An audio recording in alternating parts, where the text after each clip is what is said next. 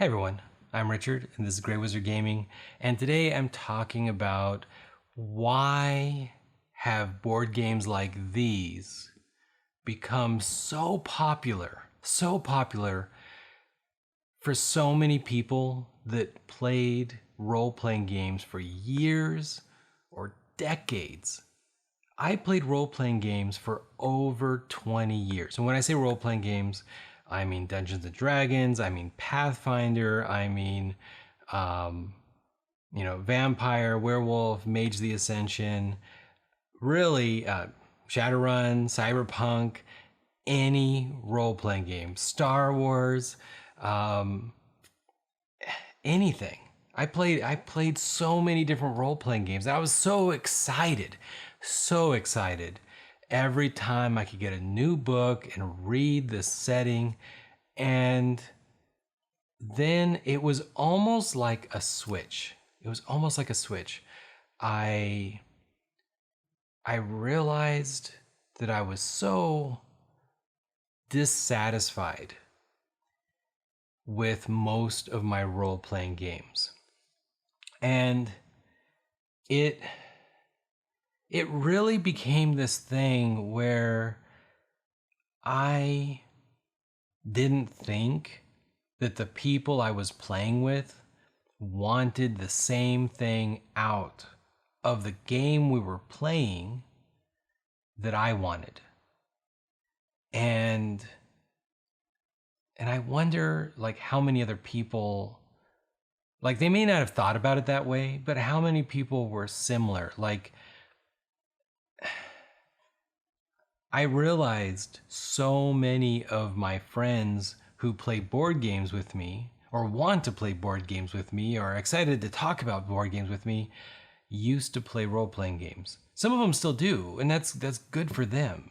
And I want to in the future. I'm not like against role-playing games, but the problem that I know I'll have is that there is a style of role playing experience that I want.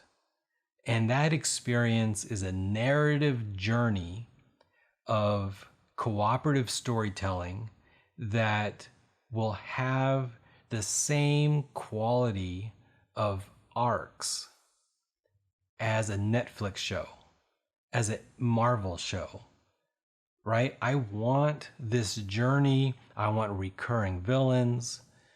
It's a bad example because Marvel kills them all off. But at least in the scope of an adventure, I want these things. And my friend Jason is an amazing DM. And actually he does most of those things.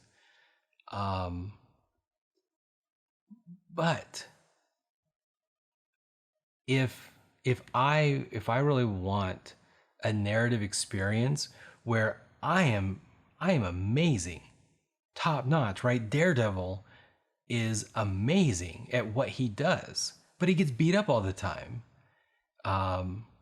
You name any hero, they sink to the depths of despair and then they rise to, absolutely conquering the villain.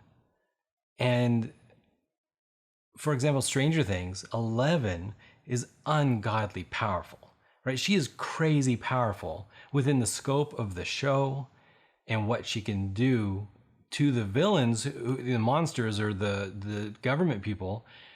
She's amazing, but yet she's suffering throughout so much of the show.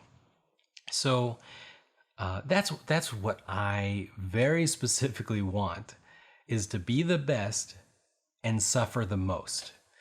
That's me. That's what I think is a interesting creative journey. Consequentially, cooperative board games typically are crushingly difficult. You feel like they're unfair, and then you figure the system out, and then they're almost easy. And then you play the next adventure, module, whatever, and you're like, whoa, this is like so hard. Like, I don't know that we can make it. And then you figure it out, and maybe it takes a couple tries, and boom, suddenly it's easy. Like, board games usually make you feel good. You feel like you have a power or a combo that seems so powerful. And in the good games, those powerful combos are the bare minimum you need just to succeed. And that's what I want. I don't know. Like I don't know how to get 5 people who all want to show up and listen to a 6th person who are like, yeah, we all do the same. No. You got one guy and he's like I never want to take damage and I want to be the most powerful person in the world. Okay, sounds boring to me. I am not a huge fan of modern Superman because I feel like he's the most powerful person and he doesn't even get really weakened by kryptonite. Like even with kryptonite, he can still seemingly through force of will overcome things. I don't want that. I don't like it. That's just boring to me, and I don't want to play with that person, and I don't want them to not have fun either. It's not that I want them to submit to how I want to have fun. I just don't want to play with that person. Let them have that fun with some other group. Growing up, I would hear people say like, "Oh yeah, like I beat up Thor, now I have Mjolnir." Great. I knew I didn't want to play with that group. I just didn't.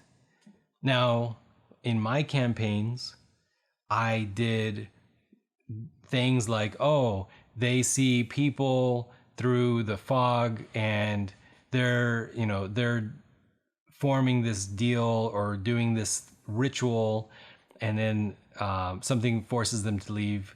And then 3 adventures later, they go back in time and they realize they're the ones making that ritual or doing that deal.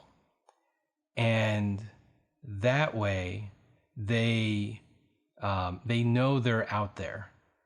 They know they're out there watching themselves. I do little weird things like that. Like I really try to make a narrative cinematic experience with my games when I'm DM. And I'm sure a lot of people are like, I just want to get loot and treasure and level up. That's fine. I'm not going to take you away from that. And I'm not saying anybody, like I'm saying really the problem is that all my friends are so different. They play games differently than me. They want different things out of their games. And with board games, you don't have to worry about that. You can all get together and you have the rules. That's it. And how I choose to play maybe Cthulhu and Cthulhu Wars, I might be very aggressive and try to end the game as fast as possible. And somebody else, like the Black Goat player, might be like, I want to have a stranglehold on the board and I want to have more points than everybody else and I want to make sure nobody else can end the game fast. Okay, that's within the rules. They can get frustrated that I end the game too early, and I can get frustrated that they don't let me end the game fast enough. That's fine. But it's all within the rules, and it feels good. And definitely the guy who brings the party game that's some 20th variation of Cards Against Humanity, I don't want to play that game because there is no version of that game where I will have fun. So I just say, hey, there's another room set up for games. Grab some of the other people and play. I don't need to play that game. It's fine. With role-playing games, it doesn't work that way. Hey, I know that you want to play this uber powerful munchkin elf. Set yourself up in the other room and find somebody else to DM that character. That's not going to work. It's just not going to work. The other thing, of course, is like I feel as a person who manages employees that I think I have less patience for things like a DM telling me because it is. The rules clearly say this. I don't want to be that guy. So I won't argue that I'm like, DM, are you using your and this is the thing. I'll say like, hey, If you're telling me it is this way because the story demands it or whatever, you're basically using DM prerogative, that's fine. But don't tell me the rules support this or that they are doing this. The golden rule is not a rule that you can say, the golden rule says I can do this. Absolutely. But you have to tell me you're using the golden rule. Don't tell me that there's some rule that supports this and that you just misread it, because that's the reality. The reality is I find a lot of times the DMs don't understand the rules themselves. And it's unfair, right? Like you play Shadowrun and you're supposed to be the DM that fully understands the Matrix, and you're supposed to understand magic, spellcasting, and you're supposed to understand Shadowrun, and you're supposed to understand cybernetics and essence. And come on, that's unfair. Personally, I like to give each person a job.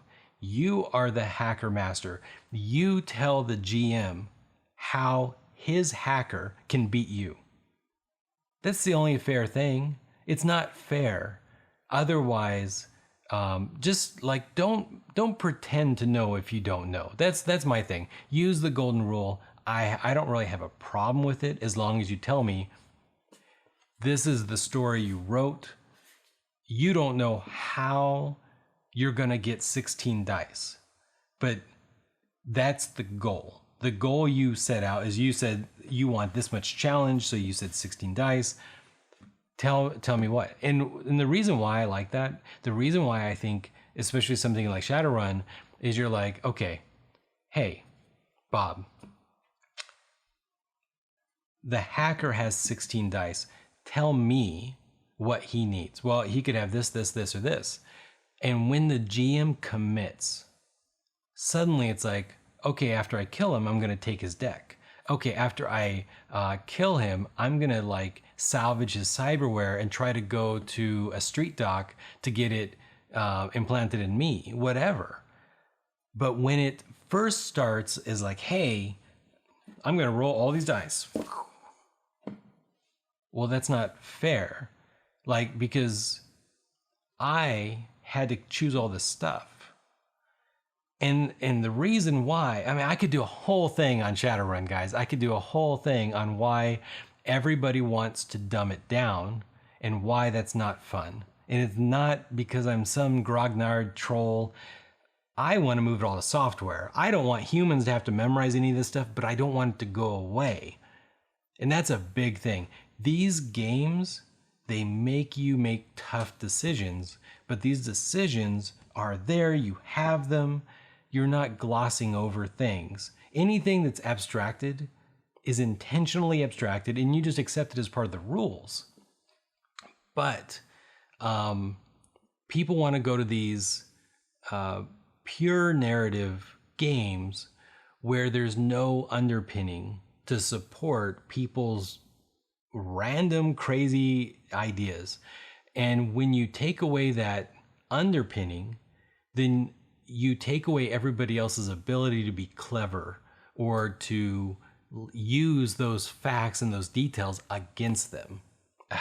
I don't know, guys. I love role playing. I do, and that's why I've been leaning towards these legacy style games. There's not enough of them, guys. I mean, by all means, please comment down below. I want more legacy games. I mean, these games are great, but these games take forever. I'm very specifically looking for games like Pandemic Legacy, where you know the game is over after a season, or after, basically after 12 games. Those, to me, are perfect for my group because we can rotate out a player if we need to every game. Gloomhaven, Seventh Continent, we're not rotating out players. We're stuck here. We're going to play with the same people for 2 years or something ridiculous. So at any rate, comment below, are you a role player and do you still role play? And if not, why? Did anything I say make sense? There's no alcohol here, guys. This is just me. I'm just feeling reminiscent, I think, a little bit of the role-playing stuff, and I just want to hear from my fellow role players who maybe don't role play as much as they want. with that, bye guys.